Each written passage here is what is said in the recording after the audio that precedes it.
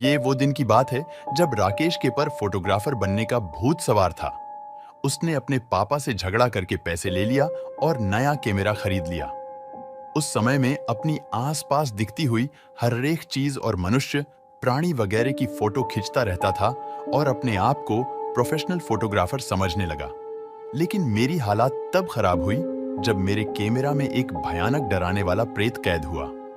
पहले तो मुझे लगा कि ये सिर्फ ब्लैक एंड व्हाइट फोटो है, लेकिन जब ध्यान से देखा तो मेरे रुवांटे खड़े हो गए, क्योंकि उसमें मुझे कुछ आछी सी दो आंखें दिख रही थी और वो आंखें गुस्से से मेरे कैमरा के सामने देख रही थी।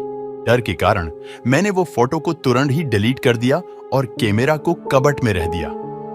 करीबन रात को 2 बजे के आसपास कबाट में से धीरे धीरे आवाज सुनाने लगा।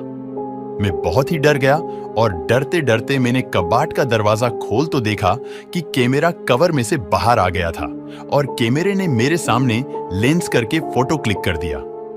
ये एक बहुत ही डराने वाली घटना थी। मैं तुरंत ही भाग के अपने रूम से बाहर निकल गया और घर के सारे सभ्यों को जगा दिया। ये पूरी घटना सुन के पापा मेरे रूम में गए और कैमरा चेक करने लगे, लेकिन मेरा कोई भी फोटो दिखाई नहीं दिया। पापा ने यह देखकर मुझे कहा कि यह सिर्फ तेरा भ्रम है। मुझे भी लगा कि यह मेरा भ्रम ही है। दूसरे दिन दोपहर में मैं नदी के तट पे बैठ के कैमरा से फोटो खींच रहा था। बाद में फोटो खींच लेने के बाद कैमरा में फोटो देखने लगा। उसमें मैंने देखा कि वो जो फोटो मैंने डिलीट कर दिया था, वही भयानक फोटो मेरी मेमोरी में फिर से आ गया था। उसे देखकर मैं बहुत ही डर गया और तुरंत ही उसी फोटो को फिर से डिलीट कर दिया। जब मैंने बाकी के फोटो देखा तो मेरे पैर थर-थर कांपने लगे। आप सोच भी नहीं पाओगे कि उसमें क्या था। ये वही फोटो था जिसके बारे में मैंने अपने पापा से बात की थी, और वही फोटो में मेरे पीछे लाल रंग की आंखें वाला प्रेत खड़ा था। इस टाइम पे मैंने वो फोटो डिलीट नहीं किया, लेकिन इसके अलावा बाकी के सारे फोटो डिलीट कर दिए और तुरंत ही कैमरा लेके सीधा पापा को दिखाने के लिए गया।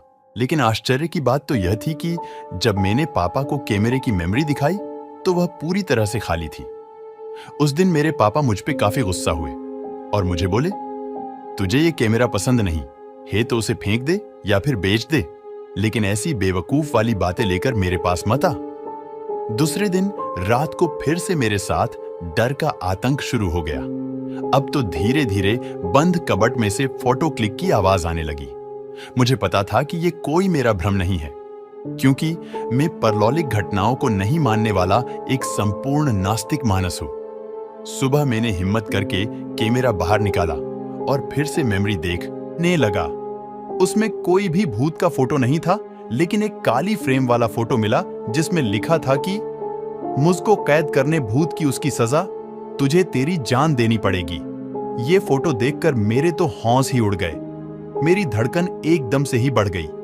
मुझे ये भी पता था कि ये धमकी वाला फोटो अगर किसी को दिखने के लिए भी जाऊंगा, उससे पहले मेमोरी से डिलीट हो जाएगा। 45,000 आवर्स में खरीदा हुआ कैमरा मैंने 2,000 आवर्स में बेच दिया।